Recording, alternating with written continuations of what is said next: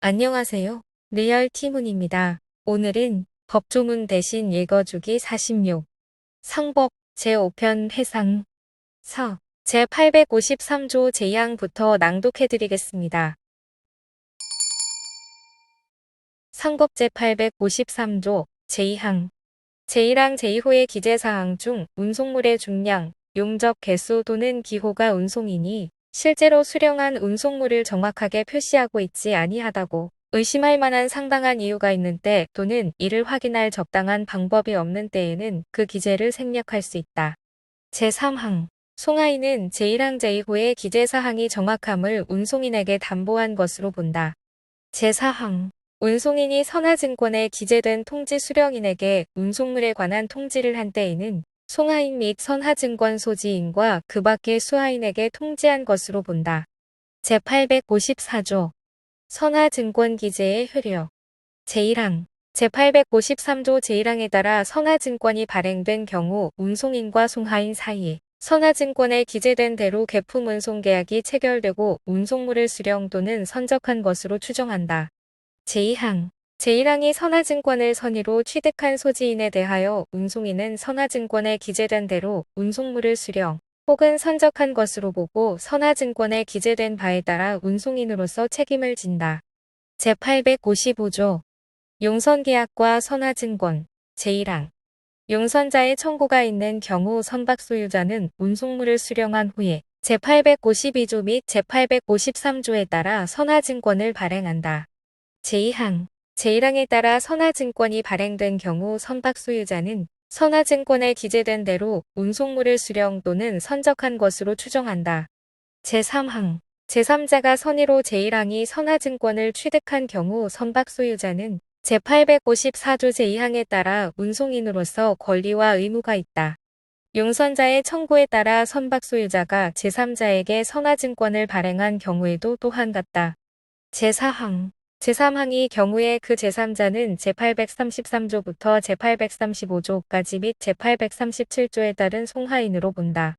제5항 제3항의 경우 제799조를 위반하여 운송인으로서의 의무와 책임을 감경 또는 면제하는 특약을 하지 못한다.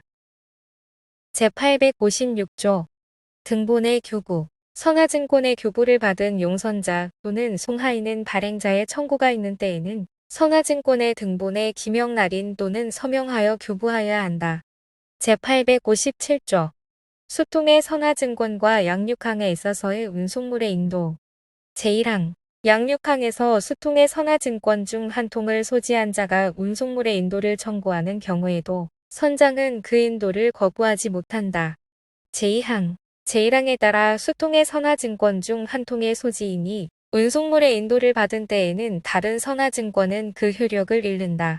제858조 수통의 선하증권과 양육항 외에서의 운송물의 인도 양육항 외에서는 선장은 선하증권의 각 통의 반환을 받지 아니하면 운송물을 인도하지 못한다.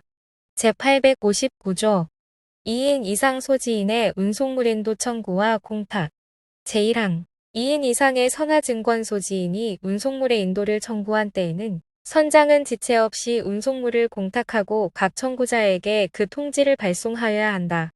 제2항 선장이 제857조 제1항에 따라 운송물의 일부를 인도한 후 다른 소지인이 운송물의 인도를 청구한 경우에도 그 인도하지 아니한 운송물에 대하여는 제1항과 같다.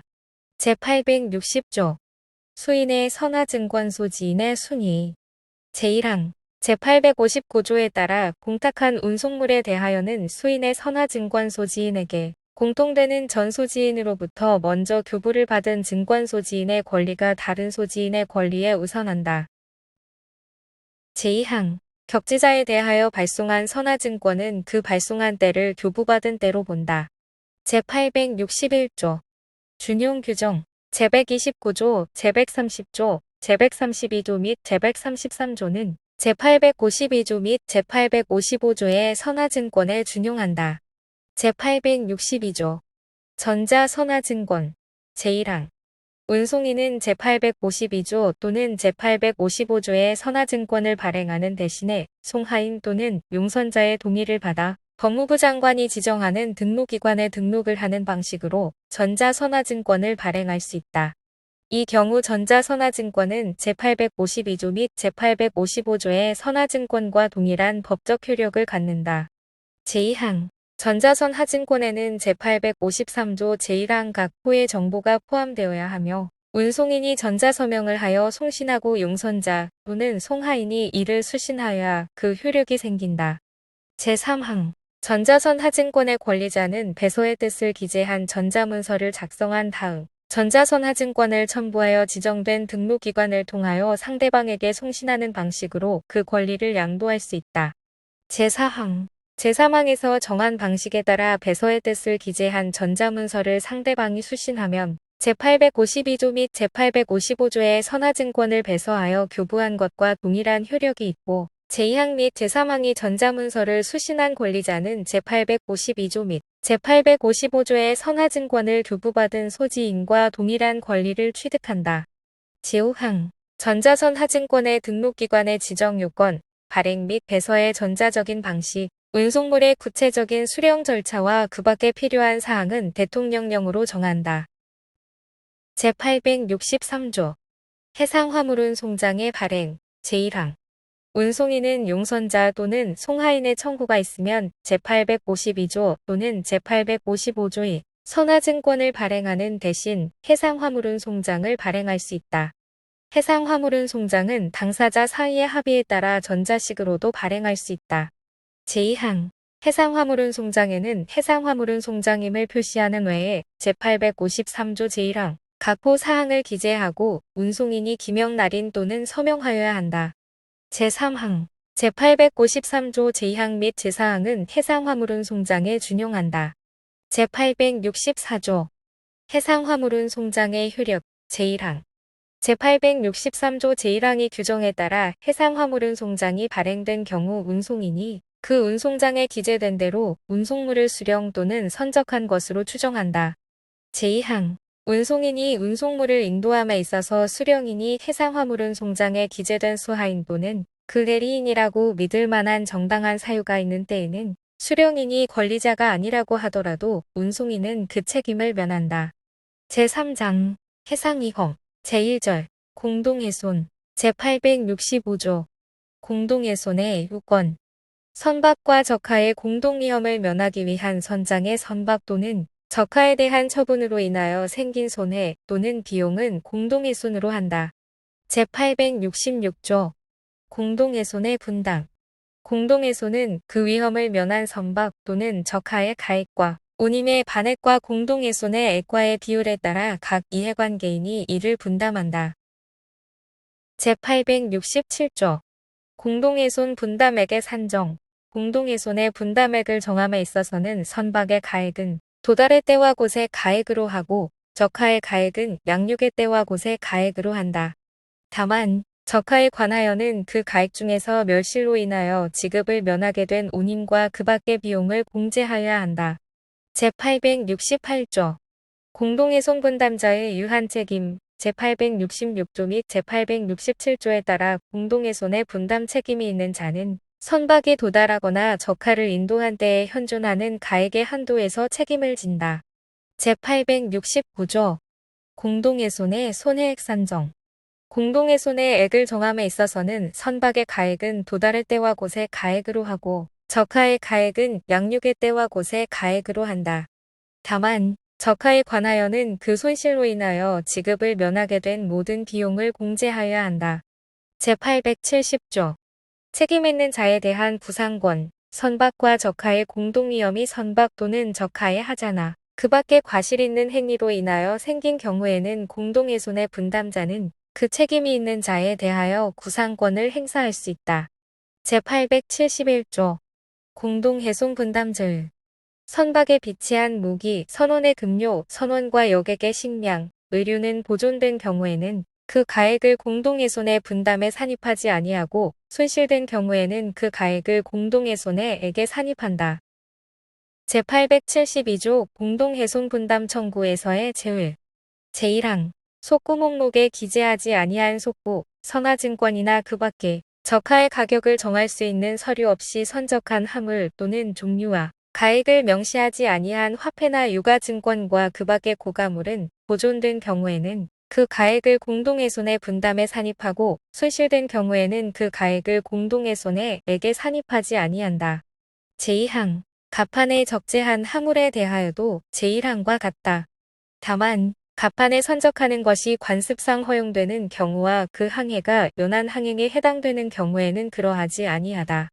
제873조 적하가격의 부실기재와 공동훼손 제1항 선화증권이나 그 밖의 적하의 가격을 정할 수 있는 서류의 적하의 실가보다 고액을 기재한 경우에 그 화물이 보존된 때에는 그 기재액에 의하여 공동훼손의 분담액을 정하고 적하의 실가보다 저액을 기재한 경우에 그 화물이 손실된 때에는 그 기재액을 공동훼손의 액으로 한다.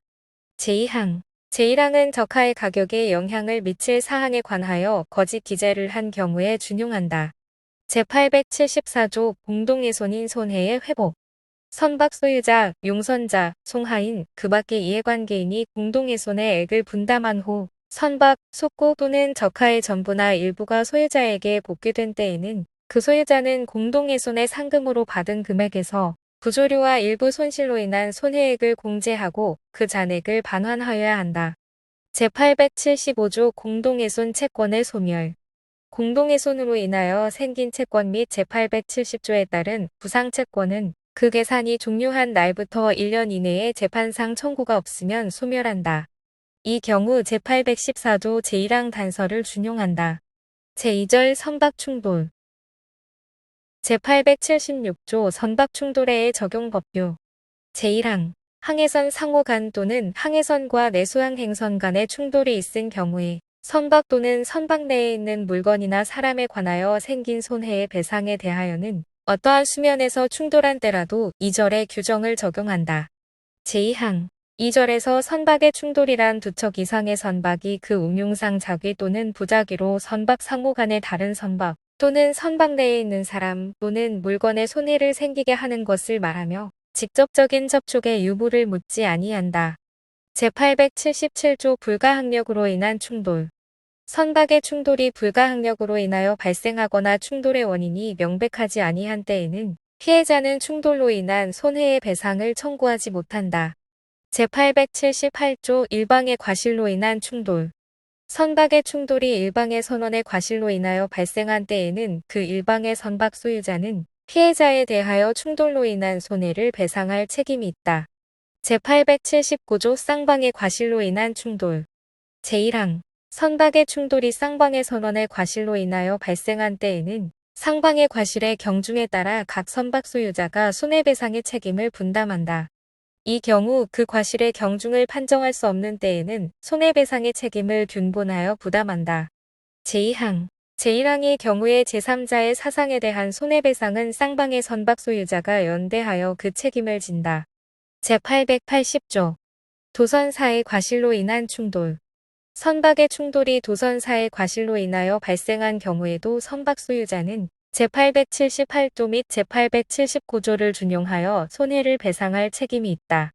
제881조 선박 충돌채권의 소멸 선박의 충돌로 인하여 생긴 손해배상의 청구권은 그 충돌이 있은 날부터 2년 이내에 재판상 청구가 없으면 소멸한다. 이 경우 제814조 제1항 단서를 준용한다. 제3절 해난구조 제882조 해난구조의 요건 항해선 또는 그 적하 그 밖의 물건이 어떠한 수면에서 위난에 조우한 경우에 의무 없이 이를 구조한 자는 그 결과에 대하여 상당한 보수를 청구할 수 있다. 항해선과 내수항 행선 간의 구조의 경우에도 또한 같다. 제883조 보수의 결정 구조의 보수에 관한 약정이 없는 경우에 그에게 대하여 당사자 사이의 합의가 성립하지 아니한 때에는 법원은 당사자의 청구에 의하여 구조된 선박, 재산의 가액, 위난의 정도, 구조자의 노력과 비용, 구조자나 그 장비가 조우했던 위험의 정도, 구조의 효과, 환경 손해 방지를 위한 노력, 그 밖의 재반 사정을 참작하여 그 액을 정한다. 제884조 보수의 한도 제1항 구조의 보수액은 다른 약정이 없으면 구조된 목적물의 가액을 초과하지 못한다. 제2항 선순위에 우선특권이 있는 때에는 구조의 보수액은 그 우선특권자의 채권액을 공제한 잔액을 초과하지 못한다. 제885조 환경손해방지작업에 대한 특별보상 제1항 선박 또는 그 적하로 인하여 환경손해가 발생할 우려가 있는 경우에 손해의 경감 또는 방지의 효과를 수반하는 구조작업에 종사한 구조자는 구조의 성공 여부 및 제884조와 상관없이 구조에 소요된 비용을 특별보상으로 청구할 수 있다. 제2항 제1항에서 비용이란 구조작업에 실제로 지출한 합리적인 비용 및 사용된 장비와 인원에 대한 정당한 보수를 말한다.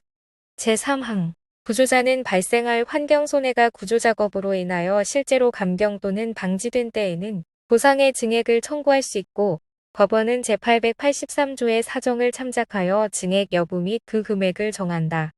이 경우 증액된다 하더라도 구조료는 제1항이 비용의 배액을 초과할 수 없다. 제4항 구조자의 고해 또는 과실로 인하여 손해의 감경 또는 방지에 지장을 가져온 경우 법원은 제1항 및 제3항에서 정한 금액을 감액 혹은 부인할 수 있다. 제5항 하나의 구조작업을 시행한 구조자가 제1항부터 제4항까지의 규정에서 정한 특별보상을 청구하는 것 외에 제882조에서 정한 보수도 청구할 수 있는 경우 그중 큰 금액을 구조료로 청구할 수 있다. 제886조 구조료의 지급 의무 선박 소유자와 그 밖에 구조된 재산의 권리자는 그 구조된 선박 또는 재산의 가액에 비례하여 구조에 대한 보수를 지급하고 특별보상을 하는 등 구조료를 지급할 의무가 있다. 제887조 구조에 관한 약정 제1항 당사자가 미리 구조계약을 하고 그 계약에 따라 구조가 이루어진 경우에도 그 성질에 반하지 아니하는 한 구조계약에서 정하지 아니한 사항은 2절에서 정한 바에 따른다. 제2항 해난 당시에 구조료의 금액에 대하여 약정을 한 경우에도 그 금액이 현저하게 부당한 때에는 법원은 제883조의 사정을 참작하여 그 금액을 증감할 수 있다. 제888조 공동구조자 간의 구조료 분배 제1항 수인이 공동으로 구조에 종사한 경우에 그 구조료의 분배 비율에 관하여는 제883조를 준용한다.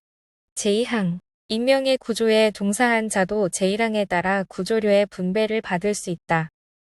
제889조 1선박 내부의 구조료 분배 제1항 선박이 구조에 종사하여 그 구조를 받은 경우에는 먼저 선박의 손해액과 구조에 들어간 비용을 선박 소유자에게 지급하고 잔액을 절반하여 선장과 회원에게 지급하여야 한다.